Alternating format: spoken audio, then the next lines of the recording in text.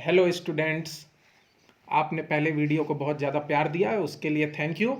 Students की request थी कि इस बार हिस्ट्री के चैप्टर पे पीपीटी के साथ मैं अपना प्रेजेंटेशन दूं। Therefore I have brought for you a very important chapter, nationalism in Europe.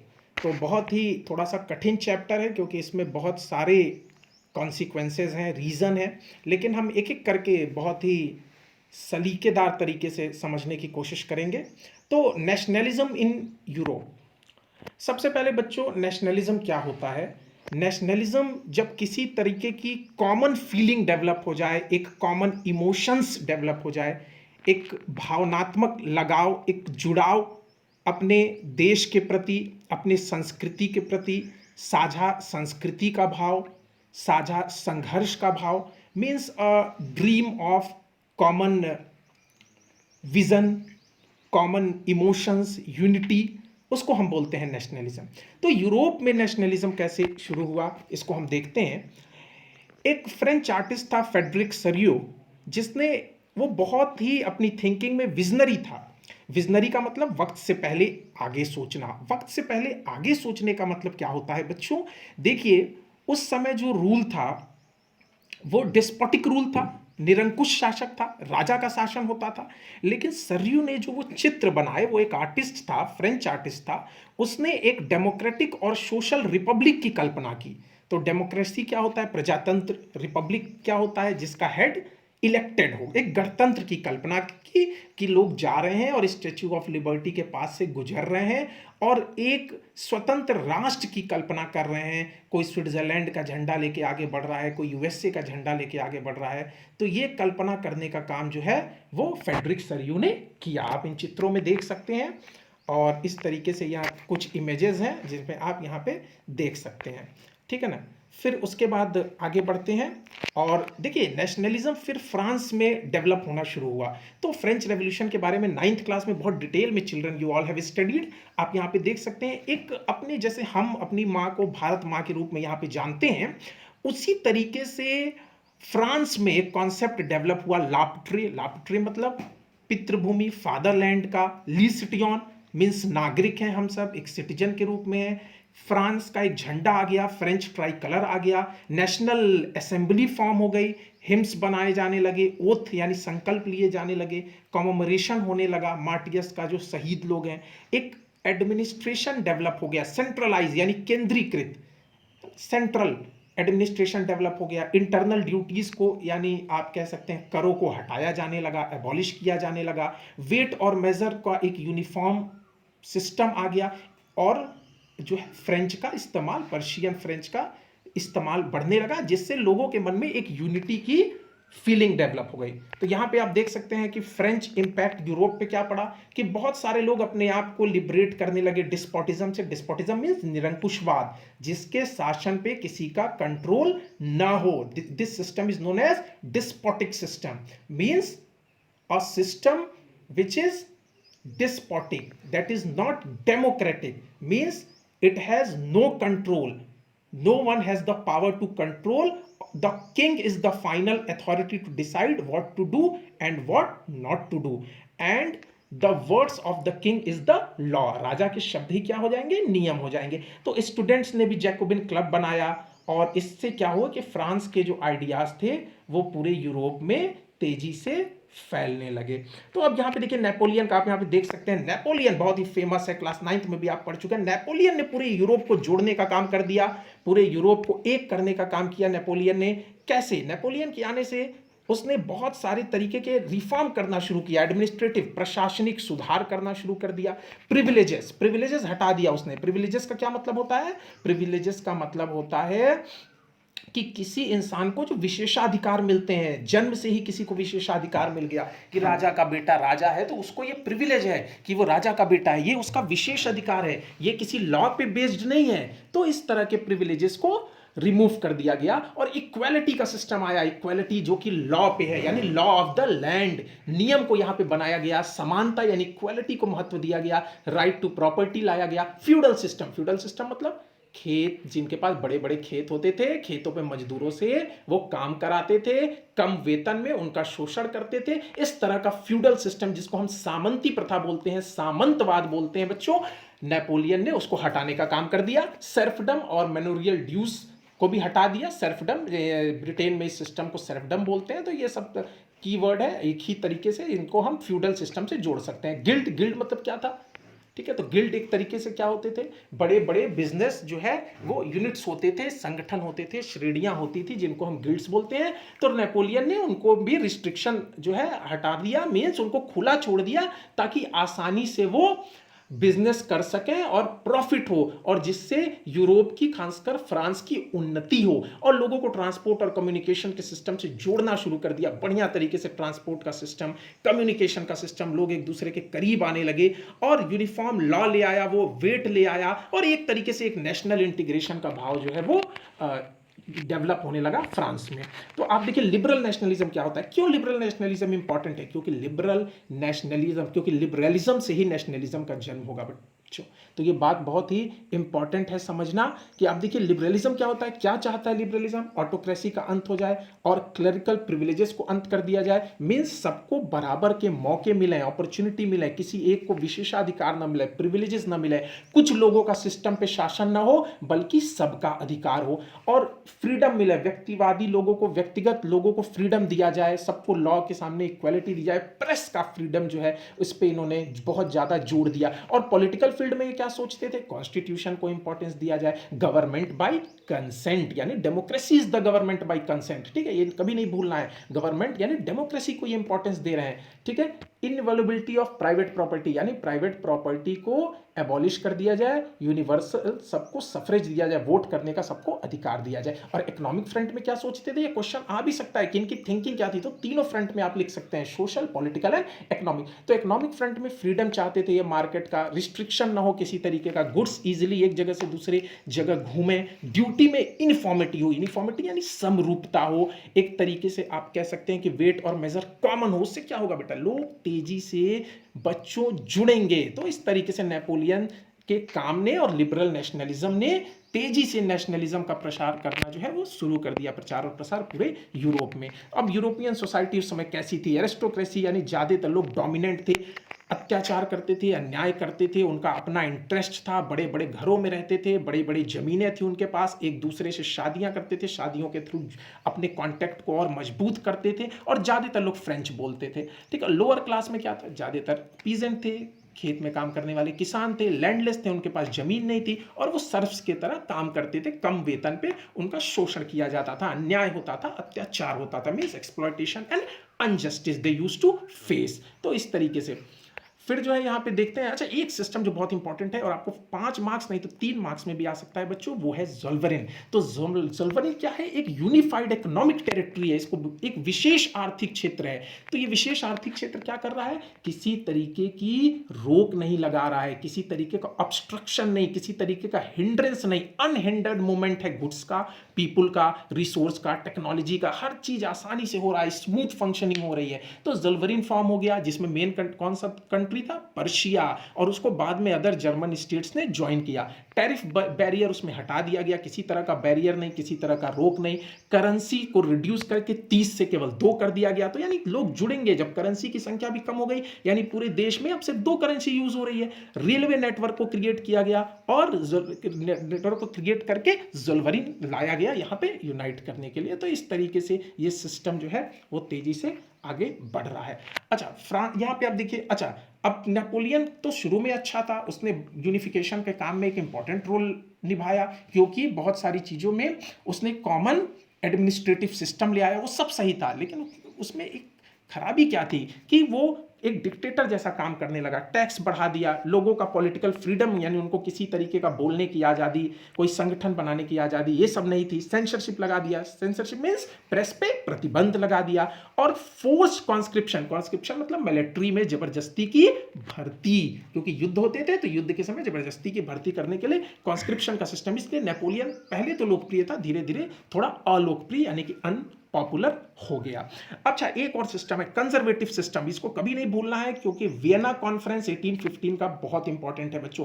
Question आपको आ सकता है कंजर्वेटिज्म आफ्टर 1815। 1815 में एक कॉन्फ्रेंस होती है वियना में। वियना कहाँ है? ऑस्ट्रिया की कैपिटल है। ऑस्ट्रिया कहाँ है? यूरोप में। आप मैप में देखिए तो वहां पे एक कॉन्फ्रेंस होता है 1815 में, जहां पे अच्छा, ये कंजर्वेटिज्म लोग बिलीव किस में करते हैं? ये मोनार्की में बिलीव करते हैं, चर्च में बिलीव करते हैं, एरिस्टोक्रेसी में बिलीव करते हैं, ठीक है। सोशल हायरार्की, सोशल हायरार्की मतलब जो जात पात का जो सिस्टम चला आ रहा है उसमें बिलीव करते हैं, प्रॉपर्टी में बिलीव करते हैं, फैमिली का जो सिस्टम चला आ रहा है वो चला आना चाहिए, किसी तरह का चेंज नहीं होना चाहिए, नई चीज़ों को एक्सेप्ट करने से डरते हैं। नेपोलियन के जो एडमिनिस्ट्रेटिव रिफॉर्म थे उनको ये बनाए रखना चाहते थे, ठीक है। अब देखिए 1815 में इंग्लैंड, रशिया, ऑस्ट्रिया और पर्शिया ने ट्रीटी ऑफ वियना साइन कर दिया और उन्होंने चेंज जो है, अनडूइंग द चेंजेस, जो नेपोलियन ने जो चेंज किए थे उसको हटा दिया। बफर स्टेट सेट कर दिए गए, एक स्टेट के बगल में दूसरा स्टेट जो है फ्रांस के बगल में कर दिया गया ताकि फ्रांस ज़्यादा एक्सपेंशन ना करे, अपने टेरिटरी को ज़्यादा बढ़ा ना पाए, ठीक है। और जो मोनार्कीज थी उनको फिर से रिस्टोर करने की कोशिश की जाने लगी और बोर्बन जो आपके कह सकते हैं कि मोनार्की थी बोर्बन, उसको भी इन्होंने फिर से आप देखिए कि रीस्टोर कर दिया साउथ इटली में। तो इस तरीके से सिस्टम जो है यहाँ पे चल रहा है। क्या चेंजेस आ गए? ऑटोक्रेटिक सिस्टम शुरू हो गया, बिल्कुल, क्योंकि कंजर्वेटिव इसी को मानते थे, टॉलरेट करते नहीं थे क्रिटिसिज्म को, किसी भी तरीके का डिसेंट को नहीं, यानी किसी भी तरीके के अगर उनके अगेंस्ट कोई बात बोलता तो उसको वो टॉलरेट नहीं करते थे। तो और सेंसरशिप लॉज लाए गए ताकि लिबरल आइडिया ज़्यादा तेजी से फैले ना। लेकिन एक समय रेवोल्यूशनरीज का आया, तो रेवोल्यूशनरी यानी क्रांतिकारी, भारत में भी आप देखेंगे भगत सिंह, सुखदेव, राजगुरु जैसे लोग क्रांतिकारी थे, वैसे ही यूरोप में एक बहुत ही इंपॉर्टेंट तरह के क्रांतिकारी उत्पन्न होने लगे जिनके विचार बहुत ही क्रांतिकारी थे, रेवोल्यूशनरी थिंकिंग के थे और उनका एम जो था वो लिबर्टी और इक्वालिटी के लिए फाइट करना था और वो एक राष्ट्र राज्य की स्टेब्लिशमेंट करना चाहते थे, नेशन स्टेट जहां यूनिफॉर्मिटी हो, लोग एक दूसरे से कनेक्टेड हो, जुड़े हो। तो वैसे ही आप देखेंगे वैसे कुछ लोग अपीयर होते हैं, वैसा ही एक इंसान है मैजिनी, इसके बारे में कभी नहीं भूलोगे बच्चे, फिर 3 मार्क्स या 5 मार्क्स में इसके बारे में लिखने को आ सकता है। इटली का रेवोल्यूशनरी था, कार्बनरी बनाया, बहुत कम उम्र में इसने बना दिया, यंग इटली, यंग यूरोप जैसे ऑर्गेनाइजेशन बनाए और ये कहता था कि नेशन जो है वो नेचुरल यूनिट होना चाहिए, यानी मनुष्य का जो नेचुरल यूनिट है वो राज्य ही उसकी प्राकृतिक इकाई है। कहने का मतलब है कि राज्य बनना ही बनना चाहिए क्योंकि वही मनुष्य की प्राकृतिक इकाई यानी कि नेचुरल यूनिट जो है वो होती है। लेकिन इसको डिस्क्राइब किया गया कि ये सबसे डेंजरस एनिमी है सोशल ऑर्डर का, क्योंकि जो कंजर्वेटिव सोशल ऑर्डर थे ये रेवोल्यूशनरी था, ये उसका विरोध करता था। तो जो कंजर्वेटिव थे उन्होंने कहा कि ये सबसे डेंजरस आदमी है जो है उस सोशल ऑर्डर का, कंजर्वेटिव सोशल ऑर्डर का, मैजिनी को। तो मैजिनी के विचारों से इंडिया में भी बहुत सारे लोग प्रभावित थे, लाला लाजपत राय। तो इस तरीके से आप देख सकते हैं कि ये इंपॉर्टेंट पॉइंट्स को आपको ध्यान में रखना है। बिल्कुल एज ऑफ रेवोल्यूशन है 1830 से 1848 के बीच। क्यों? क्योंकि अगर पहली बार रेवोल्यूशन हुआ होगा तो लोग सेटिस्फाई नहीं हुए होंगे, इसीलिए रेवोल्यूशन लगातार हो रहे हैं और एक एज ही है यूरोप में पूरा रेवोल्यूशन का 1830 से 1848 और कॉन्स्टिट्यूशनल मोनार्की आ जाती है, ठीक है, अंडर लुइस फिलिप 1830 में। कंजर्वेटिव डोमिनेंस पूरे तरीके से हट जाता है, लिबरल नेशनलिज्म तेजी से फैलने लगता है, लिबरल रेवोल्यूशनरी प्रिंसिपल्स फैलने लगते हैं। बेल्जियम को इसमें आज़ादी मिल जाएगी। किस कंट्री से? बेल्जियम किस कंट्री से आज़ाद होगा बच्चों? नीदरलैंड से। नीदरलैंड से बेल्जियम आज़ाद हो जाएगा। इंपॉर्टेंट यहाँ पे इवेंट एक ग्रीस में होगा, ग्रीस अपने आप को आज़ाद करा लेगा और ग्रीस आपको पता है उसका कल्चर बहुत अलग था पूरे यूरोप में, हेलेनिस्टिक कल्चर, और ग्रीस को बहुत ही प्राइड था अपने कल्चर पे, अपने परंपरा पे, अपने संस्कृति पे, और वो ऐसा सोचता था कि हम ही पूरे यूरोप के क्रेडल हैं, पालना है, हम ही से सब पूरे यूरोप की संस्कृति शुरू होती है। बल्कि ग्रीस पे किसने कब्जा कर रखा था? ऑटोमन एम्पायर ने। तो ग्रीस ने अपने आप को आज़ाद कराया। तो ये बहुत बड़ा एक लेसन था पूरे यूरोप के लिए कि ग्रीस को अब इंडिपेंडेंस मिल गया था। और कौन सी ट्रीटी साइन हुई? कॉन्स्टेंटिनोपल। तो कॉन्स्टेंटिनोपल की जो ये ट्रीटी थी, इसके बाद ग्रीस ने अपने आप को यूरोप में आज़ाद करा लिया। एक इंपॉर्टेंट यहाँ पे चीज यहाँ पे। तो उसके बाद रोमांटिसिज्म बहुत इंपॉर्टेंट है। तो रोमांटिसिज्म मीन्स कोई रीजन नहीं, कोई लॉजिक नहीं, कोई किसी तरीके का थिंकिंग नहीं, थॉट नहीं, बल्कि इमोशंस पे कोई चीज बेस्ड हो। ठीक है, जहां पे हम हर्ट की बात सुने ना कि रीजन की। तो एक कॉमन कल्चर पे ध्यान दिया गया, लैंग्वेज पे बात किया गया, इमोशनल अपील पे ध्यान दिया गई, रीजन को क्रिटिसाइज किया गया, किया ही जाएगा, लॉजिक को किया जाएगा, मैंने भी बताया बच्चों। तो रीजन और लॉजिक को पूरे तरीके से क्रिटिसाइज किया गया। और एक इसमें नाम आपको नहीं भूलना है, जॉन गॉटफ्रिड का। ये नाम आप एग्जाम में लिखेंगे तो आपको मार्क्स भी मिलेगा। तो इन्होंने ये नए नए तरीके के आइडियाज लेकर आए, डास फोक और वॉल्केजिस्ट, इस तरीके के आइडियाज लेके जॉन गॉटफ्रिड यहां पर आते हैं। मींस कॉमन लोग, एक तरह की कॉमन थिंकिंग। ग्रिम ब्रदर्स थे, उन्होंने अपना जर्मन फोक टेल्स को कलेक्ट किया यहाँ पे, और पॉलिश मूवमेंट होने लगा पोलैंड में। पॉलिश यानी पोलैंड में, वहां पे भी नेशनलिस्टिक फीलिंग इमर्ज हो गई। तो इस तरीके से आप देख सकते हैं कि नेशनलिज्म जो है वो रोमांटिसिज्म के थ्रू फैल रहा है। एग्जाम्पल्स आप यहाँ पे कुछ कंट्री के दे सकते हैं, जर्मनी के दे सकते हैं, ठीक है, और पोलैंड के दे सकते हैं। और इस तरीके से आप यहाँ पे अपने आंसर को लिख सकते हैं। म्यूजिक, पोट्री और फोक डांस के थ्रू ये तेजी से आगे बढ़ा रोमांटिसिज्म। और हंगर, हार्डशिप, हंगर होगा तो रिवोल्ट होगा, क्योंकि लोगों को खाने को नहीं मिलेगा। अगर किसी चीज की कमी होगी तो अनएम्प्लॉयमेंट फैलेगा, लोग तेजी से शहरों की तरफ भागेंगे गांव से, इस कारण अनएम्प्लॉयमेंट हो रहा था, अर्बन कंजेशन हो रहा था, कंपटीशन हो रहा था, ठीक है, मशीन मेड गुड्स इंग्लैंड से आ रही थी, तो इस कारण फूड प्राइसेस बहुत ही तेजी से बढ़ रहे थे, क्योंकि सप्लाई कम थी। जब भी सप्लाई कम होगी प्राइजेस बढ़ेंगे, क्योंकि क्रॉप्स नहीं हो पा रहे थे, फेल हो जा रहे थे क्रॉप, इसीलिए रिवोल्ट होने लगा। 1848 में भी हुआ, लुइस फिलिप ने सत्ता छोड़ दी और सबको मैन अबव 21 और नेशनल वर्कशॉप्स को किया गया, एक रिपब्लिक बनाया गया जिसमें सबको वोटिंग का अधिकार दिया गया। तो इस तरीके से चीज़ें जो है, और इसके बाद आप देखिए सेल्सिया में भी हुआ, वीवर्स ने एक रिवोल्ट किया और वो चले गए, ठीक है, कॉन्ट्रैक्टर के यहाँ जो उनको चीट कर रहा था उसके हाउस को सरेंडर करके और हाई वेजेस की मांग की और थ्रेट किया कि अगर नहीं मिलेगा तो उसके घर को अटैक कर दिया जाएगा। और जर्मनी में भी लिबरल नेशनलिज्म तेजी से फैलने लगा, एक मिडिल क्लास का ग्रुप, प्रोफेशनल्स का ग्रुप जो है तेजी से आगे बढ़ने लगा। किंग जो है, और ये कहा गया कि ये कॉन्स्टिट्यूशनल मोनार्की बनाई जाएगी। कॉन्स्टिट्यूशनल मोनार्की, मोनार्की रहेगी लेकिन राजा को भी किसका पालन करना पड़ेगा? कॉन्स्टिट्यूशन का। कॉन्स्टिट्यूशन जो है वो सुप्रीम लॉ रहेगा। और सत्ता दी गई फेडरिक विलियम फोर्थ को, पर्शिया के, लेकिन उसने इस ऑफर को पूरे तरीके से क्या कर दिया? रिजेक्ट कर दिया। और लोअर पीजेंट क्लास जो है उसने भी प्रोटेस्ट किया, क्योंकि उसको रिप्रेजेंटेशन नहीं मिल रहा था, प्रतिनिधित्व नहीं मिल रहा था। पीजेंट यानी जो फार्मर ग्रुप, जो पुअर ग्रुप था। तो इस तरीके से जो लिबरल मूवमेंट था वो कहीं ना कहीं वीक पड़ गया और बाद में इसको हटा दिया गया, बैंड कर दिया गया। अब फिर जो है आप देखिए जर्मनी के यूनिफिकेशन को देखेंगे तो जर्मनी के यूनिफिकेशन के लिए एक कोशिश होती है, फ्रैंकफर्ट में एक मीटिंग बुलाई जाती है और फ्रैंकफर्ट पार्लियामेंट में वो चीजें होती हैं, क्योंकि उसके बाद पर्शियन जो चीफ मिनिस्टर थे उसने बिस्मार्क को, यहाँ पे बिस्मार्क बहुत इंपॉर्टेंट लीडर है, क्योंकि सारे मेथड यूनाइट करने के फेल हो रहे थे, सारे लिबरल मेथड जो है वो फेल हो रहे थे, इसलिए बनाया गया बिस्मार्क को चांसलर। बिस्मार्क ने सारा कमांड अपने हाथ में लिया और एक स्ट्रॉन्ग आर्मी उसने बनाई, ब्यूरोक्रेसी बनाई। ब्यूरोक्रेसी मतलब एक ऑफिसर्स का ग्रुप, आईएएस पीसीएस जैसे आज के समय में है, अच्छे इंपॉर्टेंट ऑफिसरों को उसने नियुक्त किया। डिप्लोमेसी की भी पॉलिसी अपनाई, वॉर भी लड़ा, ठीक है। और एक तरीके से आप देख सकते हैं फ्रांस से लड़ता है और वो ऑस्ट्रिया से भी लड़ता है, डेनमार्क से भी लड़ता है, और फिर अंतिम में जाके आप कह सकते हैं उसकी पॉलिसी ब्लड एंड आयरन की पॉलिसी थी। ब्लड यहाँ पे क्या रिफ्लेक्ट करता है? वायलेंस। आयरन यहाँ पे क्या रिफ्लेक्ट करता है? स्ट्रेंथ। तो उसने स्ट्रेंथ के साथ जो है एक वायलेंस करके इस तरीके से जर्मनी को यूनिफाई करने का कोशिश किया और ये प्रोसेस कंप्लीट हो गया। कैसर विलियम जो है फर्स्ट को जर्मनी का किंग बना दिया गया। तो इस तरीके से बिस्मार्क का बहुत ही ज्यादा यहाँ पे इंपॉर्टेंट है। इसी तरीके से इटली में कौन था, किसने किया? जैसे जर्मनी में बिस्मार्क ने किया, इटली में काउंट कैवूर। और किस स्टेट को उसने मेन सेंटर में लेके उसको डेवलप किया ताकि लोग उसके तरफ आकर्षित हों और लोग जुड़े? वो स्टेट था सर्डिनिया, पिडमॉन्ट सर्डिनिया, नहीं भूलना है। तो पिडमॉन्ट सर्डिनिया बहुत ही इंपॉर्टेंट है। तो यहां पे देखिए जो किंग थे सर्डिनिया के, उन्होंने यहां पे लीड लिया, उनका नाम था विक्टर एमिनुअल सेकंड। तो किंग का क्या नाम था? Victor Emmanuel second. और उन्होंने किसको नियुक्त किया? उन्होंने नियुक्त किया चीफ मिनिस्टर काउंट कैवूर को। तो काउंट कैवूर ने कौन सी स्ट्रेटजी अपनाई, फिर यहां पे कौन सी रणनीति अपनाई? अलायंस किया। अलायंस का मतलब गठजोड़ किया फ्रांस के साथ। फ्रांस के साथ इसने गठजोड़ करके ऑस्ट्रिया को हरा दिया और जितनी भी नॉर्थ में टेरिटरी थी उसको जोड़ने का काम किया। साउथ में किसकी हेल्प लिया? बहुत ही इंपॉर्टेंट है, एक तरह का रेवोल्यूशनरी है, खुद की अपनी आर्मी रखता है, उसका नाम है गिस्पी गैरीबाल्डी। तो गैरीबाल्डी का नाम भी आप नहीं भूलेंगे। मेज़नी का नाम आपने देखा, बिस्मार्क देखा, काउंट कैवूर को देखा, आपने यहाँ पे विक्टर एमिनुअल सेकंड को देखा, अब है गैरीबाल्डी। तो गैरीबाल्डी जो है वो गया और उसने जो है लोकल पीजेंट के सपोर्ट लेते हुए स्पेनिश रूलर को साउथ इटली से पूरे तरीके से बाहर कर दिया और उसके बाद विक्टर एमेनुअल सेकंड को इटली का राजा बनाया गया। अच्छा, ब्रिटेन में क्या कहानी थी?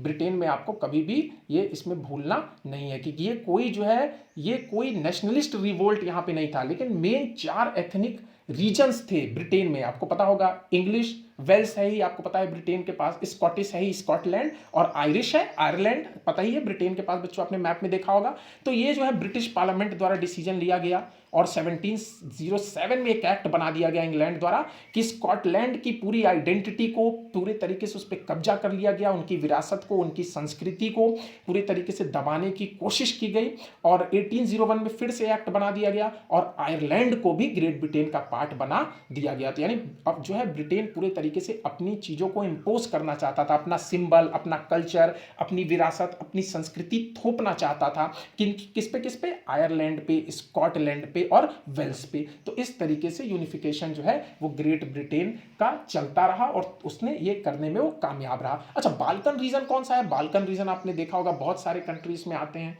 ठीक है। आपने जो बाल्कन सी के पास जो कंट्रीज हैं, आप अगर उनको ध्यान से देखेंगे, ठीक है, तो इसमें आपका जो है रोमानिया आएगा, बोस्निया हर्जेगोविना आएगा। तो इस तरीके के कई सारे देश जो है वो बाल्कन्स में आते हैं, ठीक है। ग्रीस आएगा, मैसेडोनिया आएगा।